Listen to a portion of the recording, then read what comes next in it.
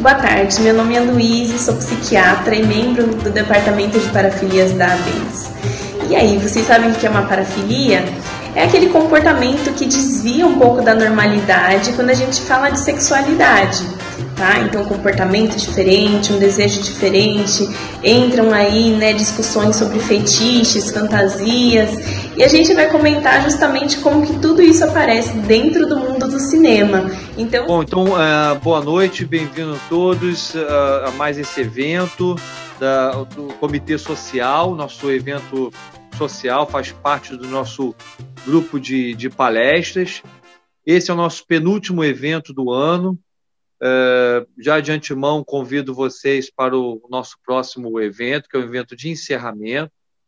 Hoje nós teremos a participação da psiquiatra Luíse, que vai do nosso setor, do nosso departamento de parafilias, um departamento que muito nos surpreendeu, vem surpreendendo até hoje pela dedicação, trazendo informações novas para todos nós da área médica e também para outros. Então, ela vai falar de um tema muito interessante e a Mônica vai chamá-la para poder apresentar. E volto a lembrar a todos da ABENS, da importância de se associarem, de divulgarem entre seus parceiros. A associação encerra o ano agora no dia próximo 16, um bate-papo muito interessante com a Carmita Abdo, nossa presidente, e uma convidada que é a Regina Navarro Lins, escritora, e temos muitos grandes projetos para o próximo ano, tá? Então, sem mais delongas, eu chamo a Mônica para apresentar a Luíse e dar sequência aí do nosso evento. Muito obrigado. Obrigada, Francisco, e com muita honra hoje, vamos fazer um evento cultural aí, mais um evento do Comitê Social, que eu tenho a honra de ser a coordenadora, junto com o Francisco Coutinho, que acabou de falar, e trazendo a Luíse. Para quem chegou um pouquinho atrasado, quem chegou agora, vale a pena frisar, que o último evento, como o Francisco falou, vai ser um evento incrível, imperdível, e que eu espero que vocês divulguem muito, porque vai ser um evento com a nossa presidente, doutora Carmita Abdo, um bate-papo sensacional, junto com Regina Navarro Lins, psicanalista, escritora. Bem, então não percam, tá? O nosso próximo evento. E agora, deixar a palavra, com a psiquiatra, membro do Departamento de Parafilias e coordenadora do grupo de WhatsApp de Parafilias, que vem fazendo um trabalho sensacional. Quem ainda não se associou à ABENS, e quiser alguma informação, pode mandar pelo Instagram da ABENS, @ABENS_oficial, para poder se associar e ter acesso a muito mais informações. A gente está com um site fresquinho aí, quase saindo no forno, então vai vir muita coisa boa pela frente, além dos grupos de WhatsApp, que tem discussões riquíssimas e belíssimas. E uma dos grupos de WhatsApp que vem se destacando, sem dúvida nenhuma, coordenado pela Luíse, o grupo de parafilias, e a Luíse Bremberger vai trazer hoje para a gente a parafilia no meio do cinema, Então, os filmes que apresentam várias parafilias aí, para a gente trazer esse lado, dando mais leveza a esse assunto e também para a gente entender melhor de uma maneira até mais lúdica. Muito obrigada, Luíse, e você está com a palavra. Muito obrigada, Mônica, muito obrigada a todo o Comitê Social e a diretoria da ABENS e todos os presentes aqui hoje. Eu agradeço pela oportunidade de estar aqui compartilhando com vocês um pouco de cultura, de história, de arte através do cinema, dentro de uma temática que é, de fato, bastante complexa e muitas vezes espinhosa. Eu estou falando aqui das parafilias. Então, eu trouxe o termo perversão aqui no título, não só como um trocadilho, mas aqui também trazer a ambiguidade do sentido, né? No popular, a perversão, ela traz essa conotação daquilo que é devasso, que é libertino, e muitas vezes conflui com a imagem social do que as pessoas têm das parafilias, né? E na psicanálise, esse termo, ele serve, falando aí de uma maneira bem simplória, para descrever o comportamento que é desviante, né? Que ultrapassa as normas sociais. Então, só para contextualizar um pouco para vocês. E antes de começar, eu devo avisar aí os desavisados que nesse webinar eu posso dar alguns spoilers, mas eu vou tentar não comprometer de todo as surpresas dos filmes, tá? Então, ao longo da apresentação, eu vou fazer algumas contextualizações dos momentos, afinal, a arte ela deve ser sempre avaliada dentro do seu tempo, e no cinema, como arte, isso daí não vai ser diferente. Então, a gente está aqui, né, na Segunda Revolução Industrial, antes da Primeira Guerra Mundial, onde as fontes de energia estavam sendo aproveitadas ao máximo e a gente dá início aos novos meios de comunicação. Assim, em 1895, em Paris, nós tivemos a primeira exibição de um filme, né, de curta-metragem, e logo no ano seguinte, em 1896, o primeiro filme que apresentou uma cena de beijo.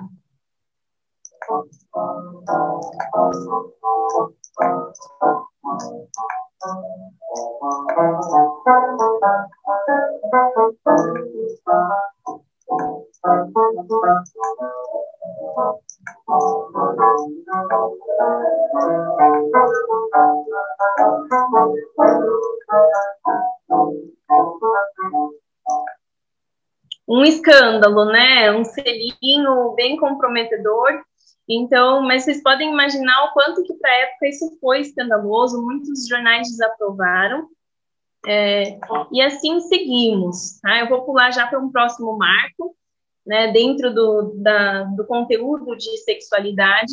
Esse filme foi um filme tcheco e austríaco chamado Êxtase, que é um romance, né, onde o primeiro filme que não era pornográfico mostra uma cena não só de um frontal, mas um orgasmo feminino. Ele foi interpretado pela Hedy Lamarr. Foi muito interessante, né? Vou passar para vocês a cena.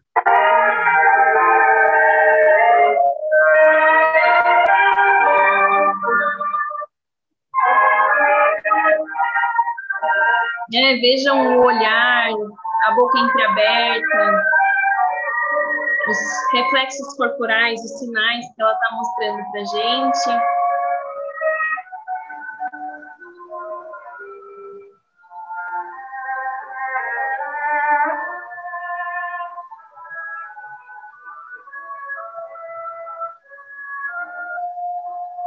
O olhar de satisfação.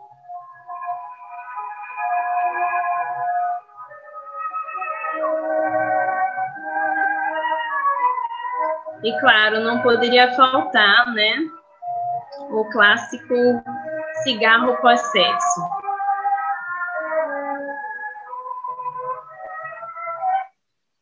Então, essa cena foi a cena que iniciou muitas outras cenas, né, de sexo dentro do cinema. Tá? Continuando a nossa contextualização, vamos aí entre as décadas de 30 e 60. Dentro do cinema hollywoodiano foi instaurado o Código Reis, né, que ditava as normas morais, né, dentro do cinema, não só nas questões de sexo, mas também em questões de droga. E nessa parte, né, no que tangencia isso, o padrão era justamente a cena de sexo que era cortada logo para a cena do café da manhã, né? Então começava ali com um beijo e no segundo seguinte todos estavam tomando café da manhã. Essa cena de fundo é de uma comédia, já mais para o final desse código, que traz aí uma certa crítica em relação a esse tema, que é uma série chamada I Love Lucy, americana. E, bom, quando a gente fala de parafilias, a gente está falando de uma vivência sexual que ela é intensa, recorrente, que conta com um objeto sexual que não é usual, ou então vai envolver uma atividade que ela vai ser anômala, né? Se ela não envolve o sofrimento individual ou um prejuízo de terceiros, quando as ações não são consentidas pelos terceiros, né? Então, a gente não está falando de um transtorno parafílico, apenas de uma parafilia. E aqui eu vou trazer um clássico para vocês, um clássico Disney e um clássico dos irmãos Grimm, escrito em 1812 e adaptado pela Disney. E nessa história, a Bela Adormecida, como vocês conhecem, é enfeitiçada ao espetar o dedo na roca de Fiá, e ela está fadada a dormir por 100 anos. No conto, o príncipe ele entra no castelo e de imediato ele se apaixona pela dama que estava ali dormindo por todo esse tempo, né, por 100 anos, inerte e totalmente incapacitada de fazer escolhas.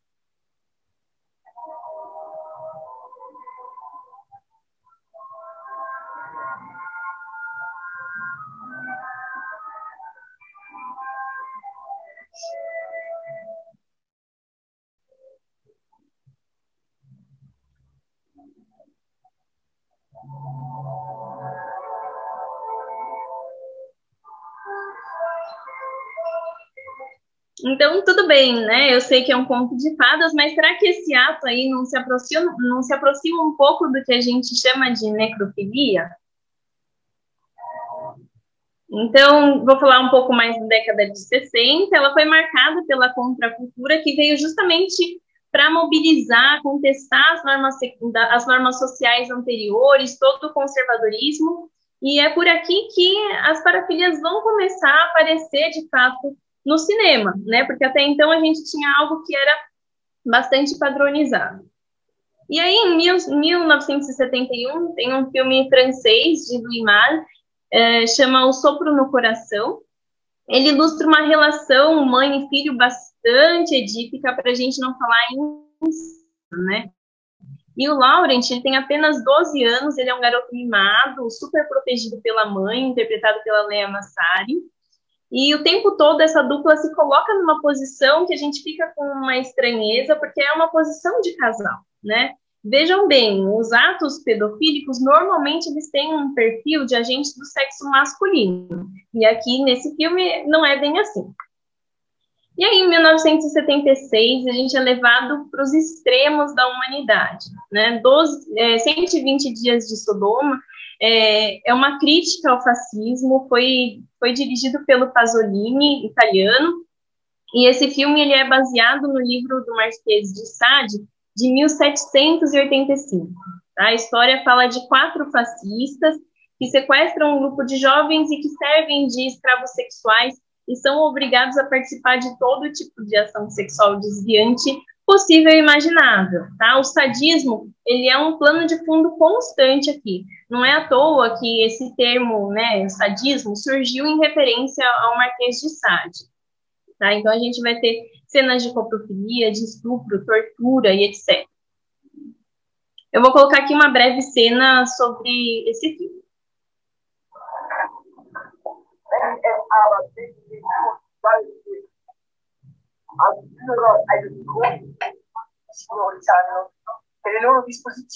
Isso são fezes, tá?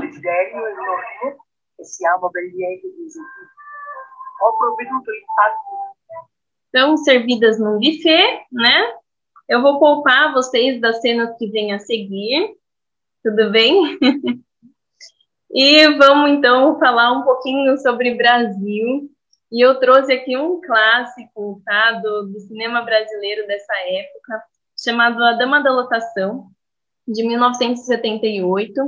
E no Brasil, né, nesse período, a gente teve esse estilo cinematográfico novo, as pornochanchadas.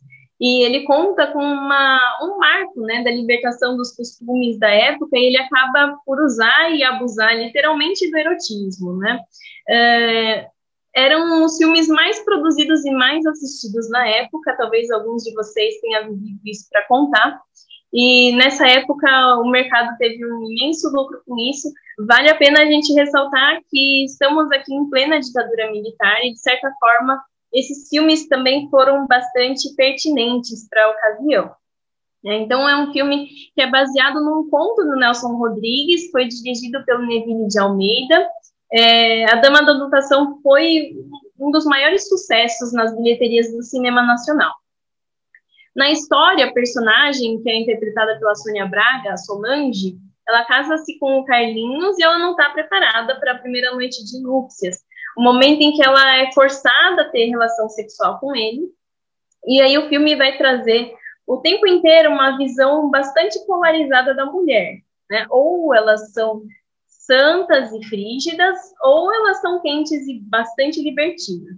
E a Solange fica saltitando aí de uma ponta para outra ao longo do filme. Ela fala o tempo inteiro que ela ama o seu marido, e em um dado momento ela até fala que não vai sujar o amor com o sexo, né? O amor pelo marido com o sexo. Então ela procura esse sexo em outros parceiros, né? Que são ali momentâneos, e acaba por seduzir qualquer homem, principalmente nos ônibus.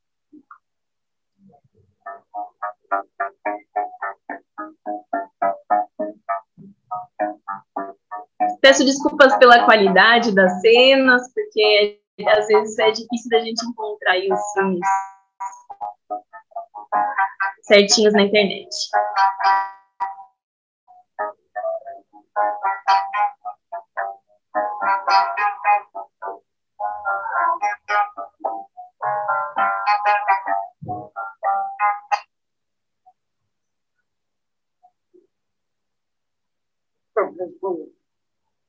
Faz hora marcada, eu preciso sair de casa. Eu pego o primeiro ônibus e eu fico qualquer um. Eu não sou como as outras. Eu não sou como qualquer um. É como qualquer um. A senhora não entendeu. Eu amo meu marido. Eu me entrego todos os dias a qualquer um. Entendeu agora?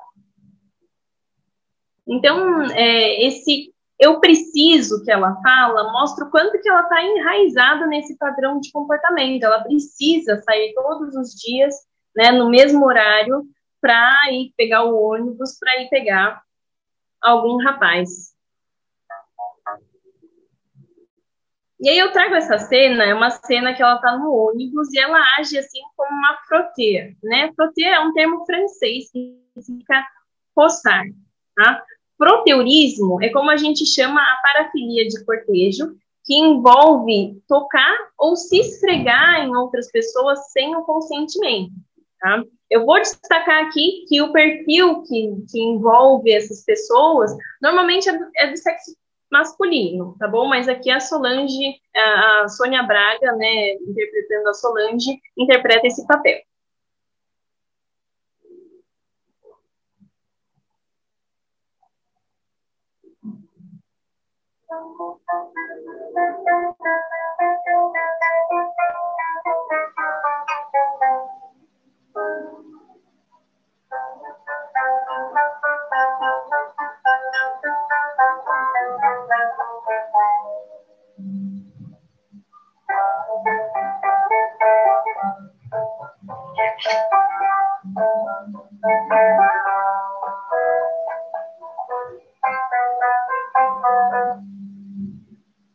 Deu para ver, né, o olhar de satisfação dela.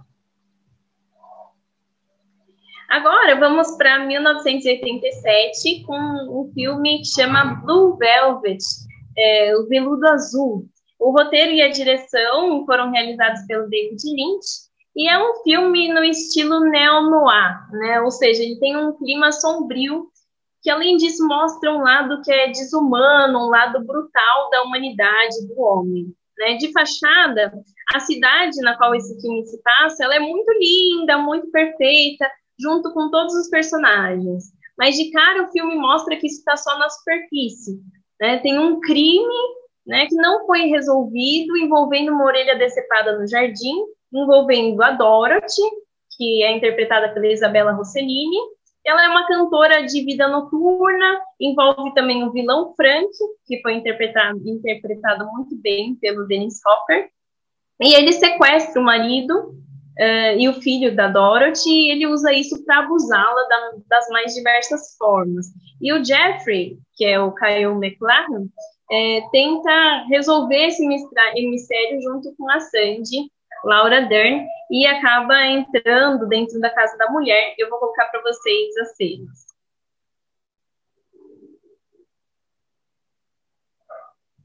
O filme conta com essa música que é perfeita para ele, né? Segundo Lynch, é uma canção e, ao mesmo tempo, uma textura. Ele dá toda essa cara de romance acolchoado.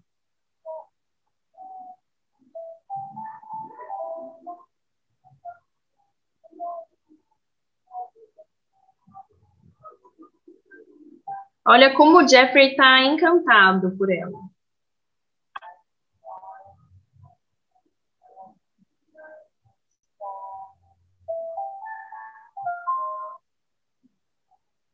E aí nós vamos para a próxima cena. Ops. Não sei por que aconteceu isso. Mas na próxima cena, o Jeffrey está aqui espiando a Dorothy e o Frank. Ele passa quase como um voyeur aqui nessa cena. Voyeur é o termo que a gente usa para aquela pessoa que espia, né? Dentro das parafilias, o voyeurismo é o desejo ou o ato sexual relacionado a observar os outros.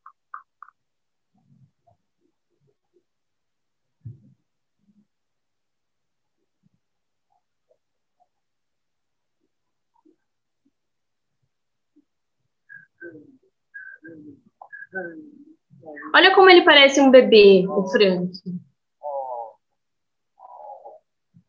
Eu quero que vocês prestem atenção nesse veludo azul que ela coloca na boca dele, né? Fica parecendo que nem aquela fraldinha que a criança, os bebês não largam, né? E ele fica chamando ela de mami, né? De mãe o tempo inteiro.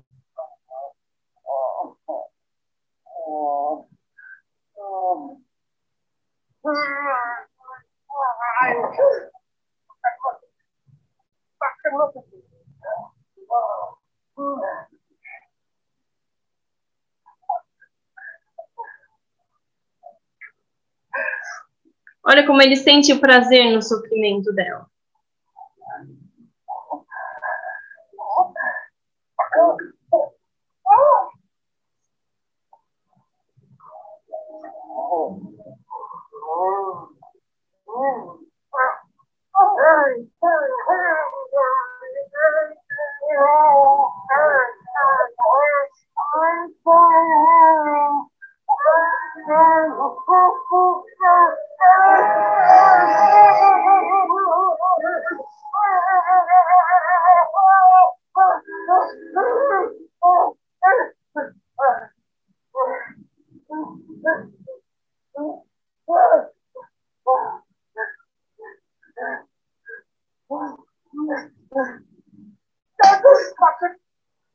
Então, a Dorothy, ela demonstra a todo momento essa mistura de dor, de sofrimento e de prazer, né? Agora, na próxima cena, vai mostrar melhor. Olha como ela é romântica, desejosa.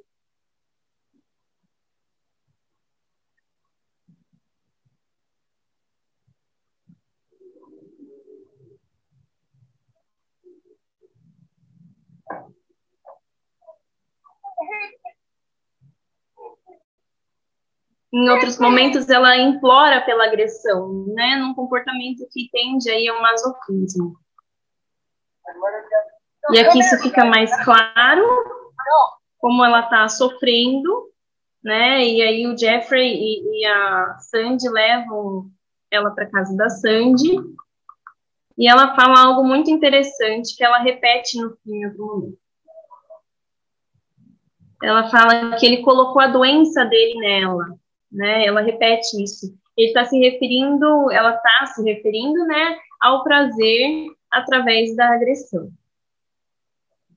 Agora a gente vai entrar aí na década de 90 e aqui a gente tem um enfoque bastante claro no corpo feminino, tá? O filme é espanhol, baseado num romance de Almudena Grandes, dirigido por Bigas Luna. A Lulu, ela é uma lolita, né, dessa época, nova, inocente, mas também determinada a conquistar o amigo do seu irmão, o Pablo, mesmo que isso signifique que ela faça alguma coisa que ela não gostaria. Tá? E assim é a relação dos dois, né, da Lulu e do Pablo. E aí ela cria uma relação de dependência com o Pablo e acaba cedendo aos jogos sexuais que são propostos por ele.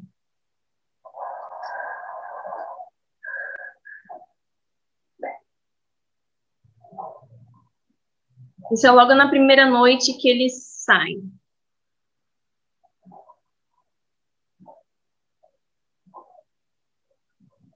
No, esto no. Lo que quieras, cuando quieras, pero esto no.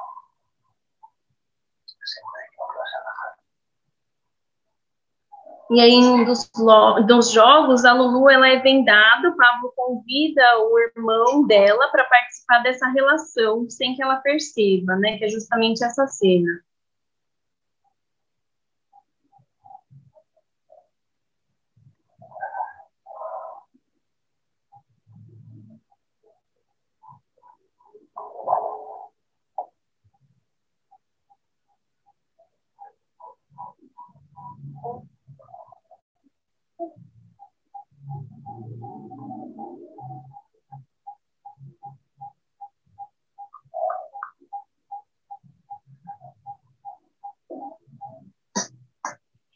E aí, ela vai, né, ela rompe o casamento e ela cada vez fica mais entregue, mais dependente das atividades sexuais, e é isso que eu queria mostrar para vocês.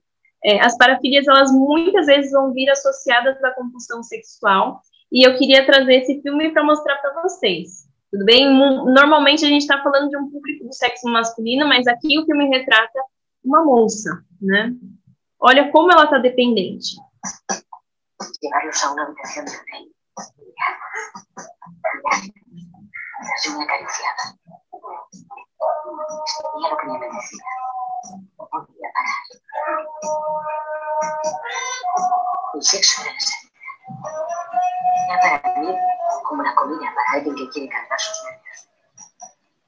Então, o sexo era uma saída, né, para ela, para o sofrimento que ela estava passando. Então, ela compensava com a ação sexual e mostrando, né, justamente esse sofrimento. Ela compara com o padrão alimentar de uma pessoa que é compulsiva alimentar com o comportamento sexual dela. Ops.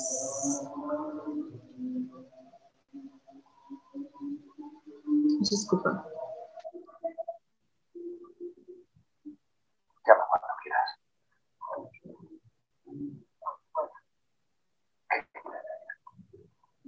Bueno, va a estar puesto como las cosas. Aqui ela fala que ela não está podendo gastar tudo isso, né? Ela está gastando muito dinheiro com as relações sexuais, né? Com os homenagens. Ela mesma pratica um pouco de voyeurismo também. E isso daí passou tanto limite que a gente deixa de ver a filha deles no filme e a gente percebe que ela está gastando, né, mais do que o orçamento.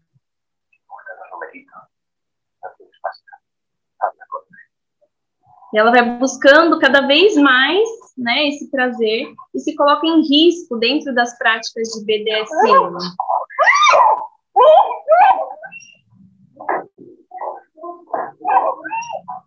Aqui a gente vê também o sofrimento, né, bastante diferenciado e o risco.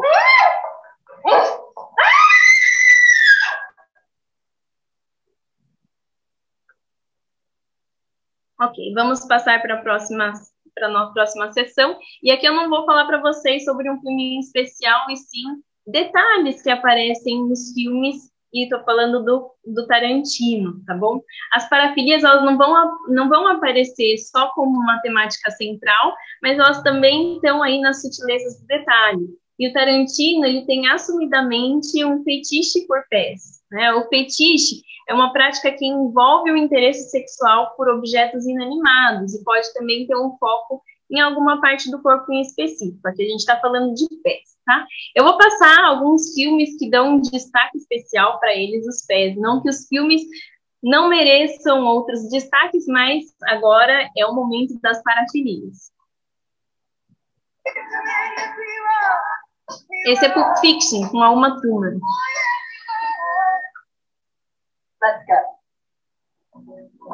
E aí no Drink no Inferno, em 96, essa é Satânico Pandemonium, interpretado pela Salma Hayek, e o próprio Tarantino atua na cena.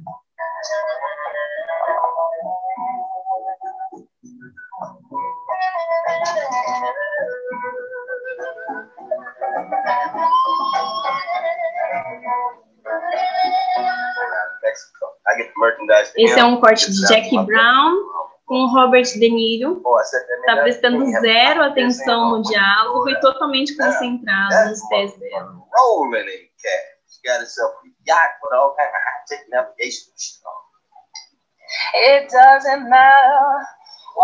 Essa é uma cena de A Prova de Morte, esse é o vilão da história. Não tem uma cena menos sutil do que essa, né?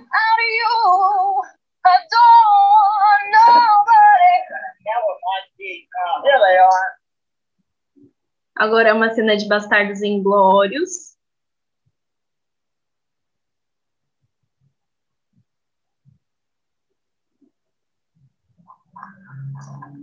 Ela está se passando por alemã, né?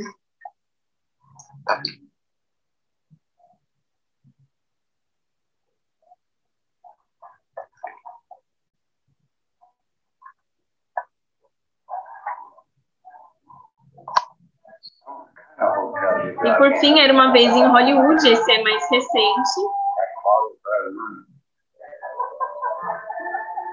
Uma cena muito divertida.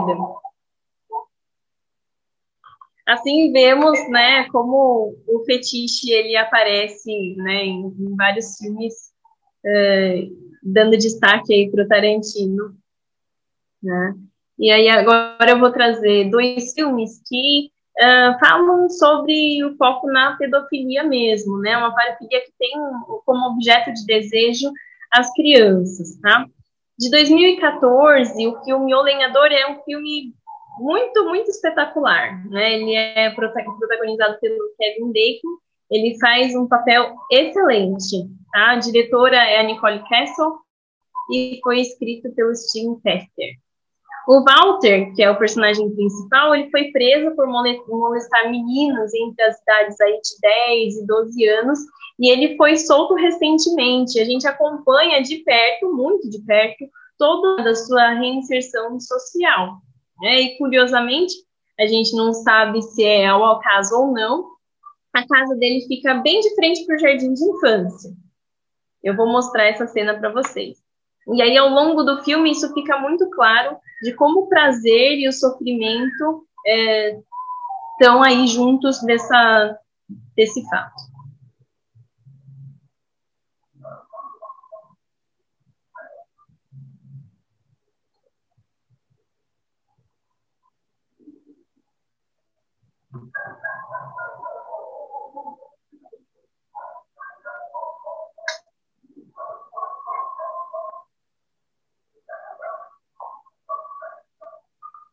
O filme mistura umas cenas que você não sabe se são realidade, se são do pensamento dele, se são atuais.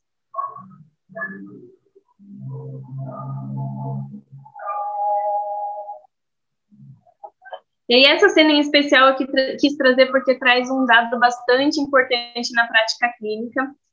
Frequentemente as pessoas com transtorno pedofílico demonstram uma certa puerilidade, né, uma infantilidade, e se aproximam muito de crianças e têm uma habilidade também no trato com elas. E aí eu vou falar para vocês que é apenas um dado, mas a gente observa isso na prática clínica.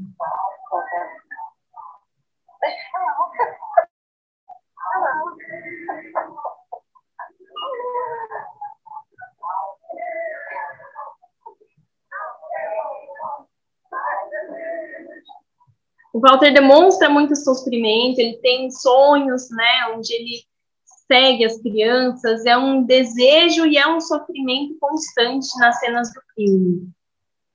E aí nessa cena ele conversa com o psicólogo dele, e ele tenta responder para o psicólogo o que seria para ele viver uma vida normal. E aqui a gente percebe o quão impactante essa vivência é para ele a todo momento.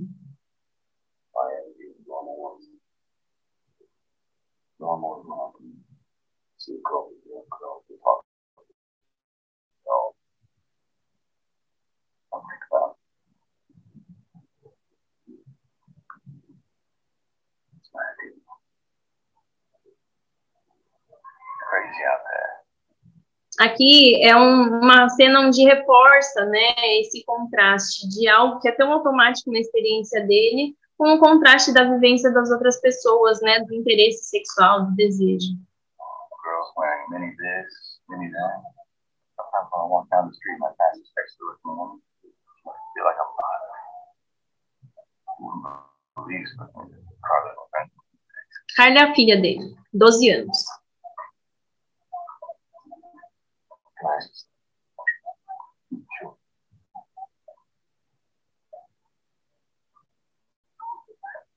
You ever had feelings for coffee? What do you mean?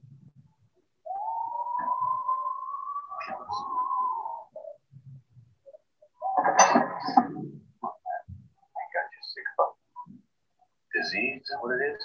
Whatever the fuck it is. I ain't got it. If you ever touch my daughter, I'll kill you. E aí o filme mostra também o quão difícil é essa inserção na sociedade e a importância dos vínculos que ele construiu, dos vínculos que ele tem.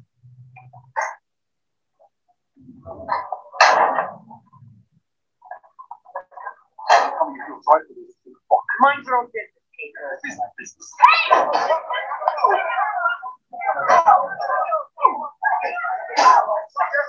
What's going on here?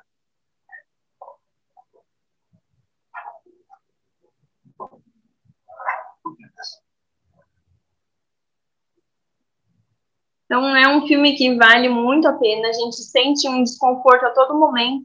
De certa forma, o filme coloca a gente mais próximo da vivência do Walter. E aí, um próximo filme, que também trata de pedofilia, é A Caça, de 2012. É um filme espetacular, vale muito a pena. É um filme sueco-dinamarquês. O Mads Mikkelsen, ele faz uma interpretação muito boa, inclusive ganhou o prêmio de cinema europeu de melhor ator com esse filme. Ele interpreta o Lucas, que trabalha numa creche local, e aí eu vou dar uma ênfase nessa profissão que aproxima ele das crianças, né? Vocês vão ver que ele se aproxima muito e se dá muito bem com elas.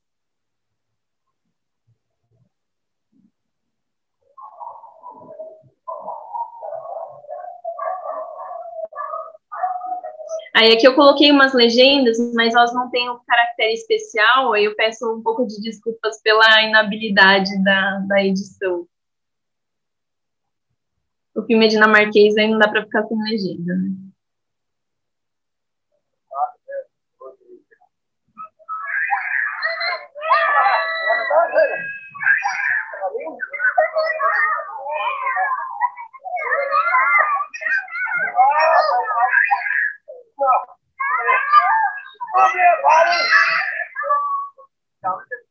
E aqui vai mostrar uma cena com a Clara, uma menina de 5 anos, e ela vai ser exposta na cena a termos de conotação sexual, e aí na cena seguinte a gente vai ver o que acontece.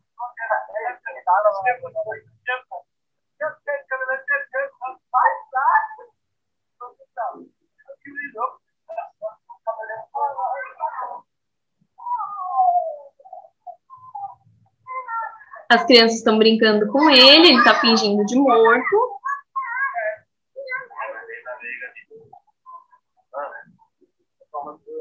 E ela já sabe até o que acorda, né? Quem está desacordado, vide Bela adormecida, um beijinho, né? É o que traz a pessoa de volta para a vida. O que até caberia para a idade dela, né?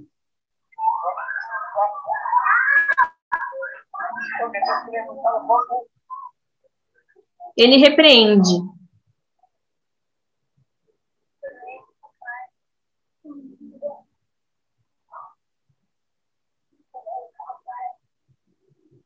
Ela fica extremamente sentida, né? E aí nessa cena que vai mostrar agora, ela tá num lugar mais escuro, né? E fala para a diretora coisas que subentendem aí um possível abuso.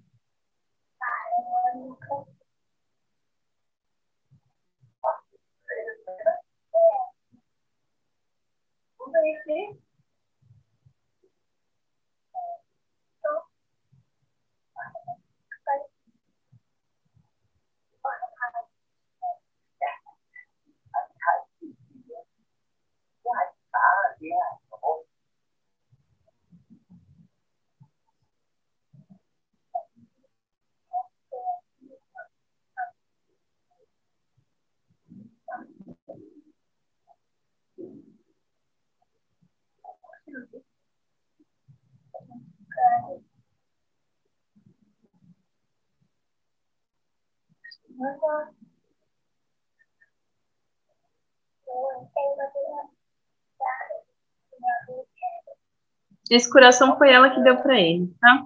E aí eu falo para vocês que até agora eu não sei de fato dizer se ele cometeu atos pedofílicos na comunidade ou não, apesar de eu ter uma certa tendência. A minha sugestão é que vocês assistam o filme e reprisem as cenas com um olhar, ora com a certeza de que ele é de fato um pedófilo e ora com a certeza de que ele não é. Vocês vão ver que tem excelentes argumentos para as duas posições. É justamente isso que deixa o filme muito, muito brilhante, é um filme bastante pensado, organizado e muito redondo.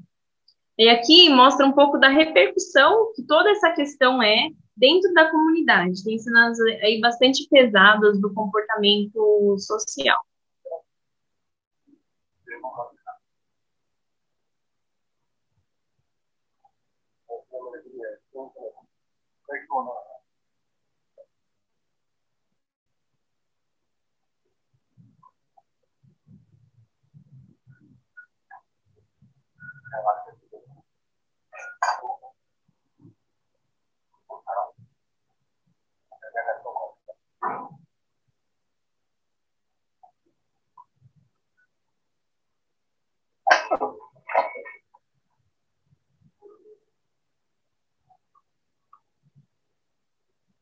E agora, já chegando mais perto aí do nosso momento atual, eu trouxe Kiki, Os Segredos do Desejo, de 2016.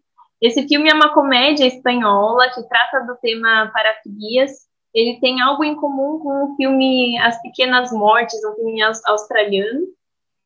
Mas ele trata do tema com muita leveza, traz os fetiches mais exóticos para o foco, e até como uma crítica à patologização dos desejos. É claro que a gente sempre precisa ficar muito atento aí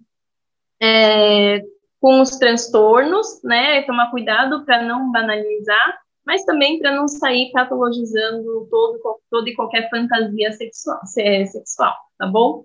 Então, esse filme, ele é dirigido e tem participação também do Paco León, da Alex Garcia e Natalina de Molina.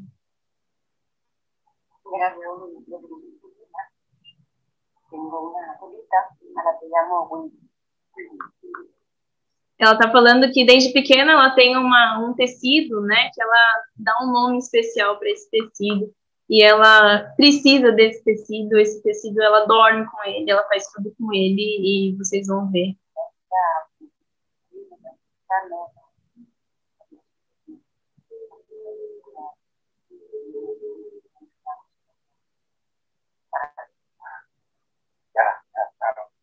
Claro.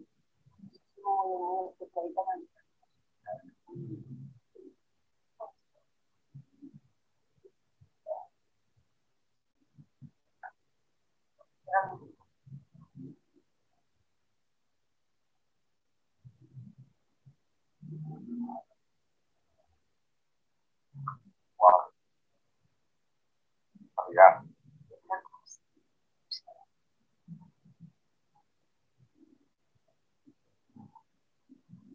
Eu falei para vocês falarem, reforcei para vocês a cena do veludo azul lá no filme do Blue Velvet, e justamente para a gente fazer esse link, né, dessa tara que o Frank traz pelo tecido azul e pelo veludo azul, e aqui ela também fala desse desejo aí pelos tecidos, e o tempo inteiro no filme isso vai se construindo, né? Eles trazem o termo helifilia, que é o desejo por tecidos, a atração por tecidos. Opa, voltou do começo.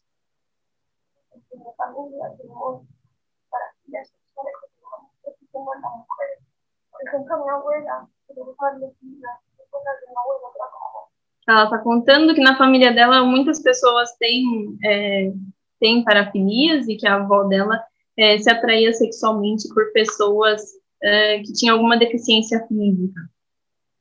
Da irmã dela que tem dendrofilia, uma atração por plantas, e que ela mesma tem também.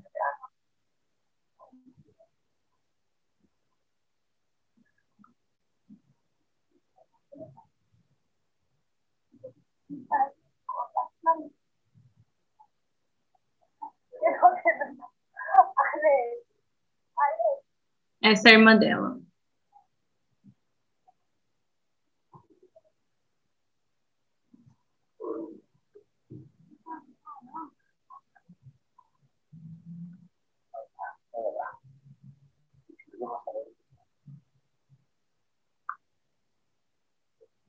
Ok, de que eu não trouxe tantas cenas, porque eu já faço convite para vocês, daqui a 2 semanas vai fazer parte de uma das nossas atividades dentro do grupo de WhatsApp, a gente vai se aprofundar um pouco mais nesse filme, com a participação do Eduardo, membro também do departamento, e era mais ou menos isso que eu queria trazer para vocês, tá bom? E vou agora abrir para comentários, para perguntas, reforçando que o cinema é de fato muito importante, não só nas parafilias, mas para a gente como parte da nossa cultura, da nossa história, né? Ele retrata muitos valores sociais e etc. Tá bom? Acho que é isso. Agradeço muito a presença de vocês e a colaboração de toda a vez.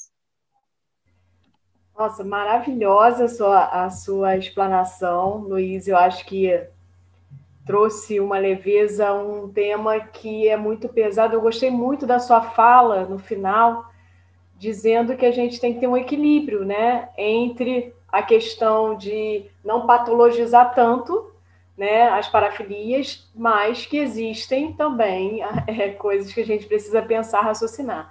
Você acha, né, que, assim, na nossa sociedade, do jeito que vem acontecendo todos os fatos, a gente está falando menos, talvez, de sexualidade, né? Isso pode contribuir de alguma maneira para alguma pessoa que tem uma parafilia. A gente já tem uma institucionalizada uma culpa em relação ao sexo, uma coisa do pecado e tal. Imagina quando a gente passa para fetiche e fantasia, né? Então, muita gente sente culpa. E aí eu estou falando uma perspectiva de uma parafilia que não prejudique ninguém, né? E aí, quer dizer, eu não estou falando de um transtorno parafílico, eu estou falando de uma parafilia. Eu queria que você explicasse sobre isso e se você acha que a nossa sociedade pode, de uma certa maneira, né, cerceando mais, falando menos de educação sexual, contribuir para que essas pessoas que sofram com isso não esclareçam exatamente o que está acontecendo ou demore para procurar ajuda.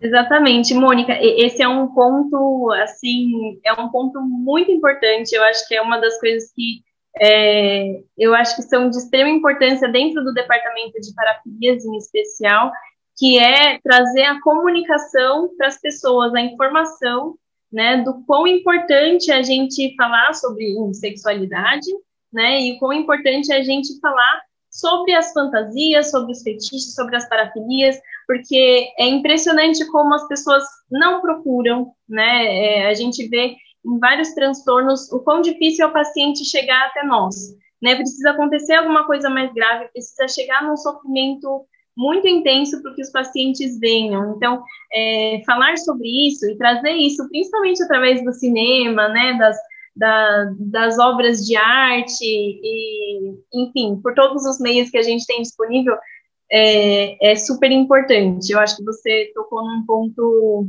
especial. Muita gente te parabenizando, tá? Aqui no chat tá muita gente falando super bem, adorando. Márcio falando que é um cinéfilo e achou a sequência de cenas extraordinárias. Então tem parabéns pela associação, muita gente aqui. Eu queria saber de você, vamos voltar ao conceito, né? Para quem está aqui e não é da área de saúde, né? Já que o evento foi aberto, qual é a diferença entre parafilia e transtorno parafílico? A gente ainda tem alguns minutos, acho que dá até mais para uma pergunta depois. Tá. Então, pessoal, quando a gente fala de parafilia, a gente está falando de um comportamento sexual ou de um desejo sexual que não faz parte, né, que ele desvia dos padrões sociais, tá bom? Ele não é só isso, ele também tem que ser algo que é muito intenso, muito recorrente, Eu não estou falando só de uma fantasia, por exemplo. As pessoas podem fantasiar, né, com as coisas, etc e tal. A parafilia precisa ser algo intensa e recorrente por esse objeto ou por essa atitude sexual específica, tá bom? Então, elas podem se dividir, né? A gente divide mais didaticamente em parafilias de objeto e parafilias de cortejo. De objeto é quando eu estou visando um objeto sexual que ele é anômalo, tá bem? O objeto, a preferência por um objeto diferente, que não é nem humano, nem vivo, tudo bem? E não é adulto, tá? Então vão entrar aí as pedofilias, a necrofilia, e o próprio fetiche, né, por pés ou por um objeto, ou por uma parte do corpo humano, tá? Quando a gente fala em transtorno parafílico, né, eu tenho que ter a parafilia, mas eu também preciso ter a parafilia combinada, ou com um sofrimento individual, né, a pessoa, ela sente o sofrimento, ela deixa de fazer coisas importantes na rotina dela por conta desse comportamento sexual, ela se coloca em situações em que ela sofre por conta desse comportamento, tudo bem? Ou ela vai fazer essa ação, né, ela vai prejudicar terceiros, tem um prejuízo, pode ter uma lesão a terceiros, ou pode tomar uma atitude sexual sem o consentimento da pessoa, tá bom? É mais ou menos isso que a gente, como a gente diferencia a parafilia do transtorno parafílico, são coisas diferentes. Eu achei importante trazer esse conceito básico. E o Gabriel pergunta aqui, se você... Pergunta não, pede... se você poderia comentar algo sobre semelhanças e diferenças entre as vivências parafílicas, como apresentadas nas cenas e na clínica em sexualidade. Tá. Então, como que as cenas do cinema, né, mostram para a gente as parafilias e o que a gente, de fato, vivencia na prática clínica. De fato, é algo que, principalmente, assim, ao longo, né, dos momentos, e a gente vai percebendo, conforme eu vou apresentando os filmes, que a forma com que o cinema traz as parafilias já é bastante diferente entre si, né? Num primeiro momento, como algo mais distante, e muitas vezes romantizado, né? A gente vê assim essa parte estética assim que difere muito do que a gente percebe dentro da prática clínica, tá? Na prática clínica tem muito sofrimento. Os filmes eles trazem um pouco disso, mas o que a gente vive junto com o paciente é extremo sofrimento, tá? Então tem algumas cenas que são assim mais romantizadas, né, e tal, ou esse jogo, né, de que nem no Blue Velvet, de a hora eu sou super romântica, a hora eu sou mais agressiva, né? Então tem essas nuances. Na prática clínica, o que a gente percebe é o sofrimento e são cenas que são muito mais aproximadas, né? No cinema fica aquela questão que é mais distante. Mesmo nesses filmes do que eu falei, os dois últimos, né? Do Lenhador e da Caça, a gente não vivencia junto com o paciente. Quando ele vem no consultório, a gente consegue perceber tudo isso de uma maneira mais clara, a gente vive junto com o paciente e sente essa experiência muito mais evidente, né? A questão dinâmica, né? Às vezes o cinema ele não mostra tanto a parte histórica, como que isso é construído, como é que isso está inserido dentro da família, né? Dentro das relações. Isso a gente consegue ao longo das consultas perceber, né? Com muito mais detalhe e tal. Mas o cinema tem sim feito um esforço para trazer essa proximidade. Bacana. Luiz, eu quero te agradecer, foi muito esclarecedor, foi gostoso de assistir e deixou de uma maneira leve, e também a gente viu o outro lado também de coisas que são bem pesadas e difíceis de nós, assim, como sociedade, termos essa visão assim do outro lado, né? Como é o caso da pedofilia. Mas é muito bom que a gente tenha informação para que a gente veja que tudo tem dois lados na vida e que existe um sofrimento muitas vezes, existe tratamento, e existem vocês, psiquiatras maravilhosos, que trazem aí luz para essas pessoas, que libertam as amarras dessas pessoas e que certamente ajudam muito na qualidade de vida. Então, acho que como comitê social, acho que contemplou muito a questão cultural junto com a sexualidade, foi muito gostoso de ver. E eu sei o capricho que você teve com essa apresentação, então eu te agradeço imensamente, agradeço ao Departamento de Parafilias por toda a dedicação e a todos que assistiram até agora. Um abraço e não esqueçam do nosso próximo evento com a doutora Carmita Ábido e também com a Regina Navarro Lins. Suas considerações finais, por favor, Luísa. Obrigada, realmente foi espetacular poder preparar tudo isso para vocês e depois dividir com vocês. Com certeza me enriqueceu pessoalmente muito. Eu agradeço de verdade a oportunidade e que a gente possa continuar fazendo eventos desses. Obrigada a todos, então. Então, vamos encerrar por hoje. Boa noite a todos e vamos assistir todos os filmes, né? Quem já assistiu vai assistir de novo com outro olhar agora, com certeza. Um abração para todo mundo.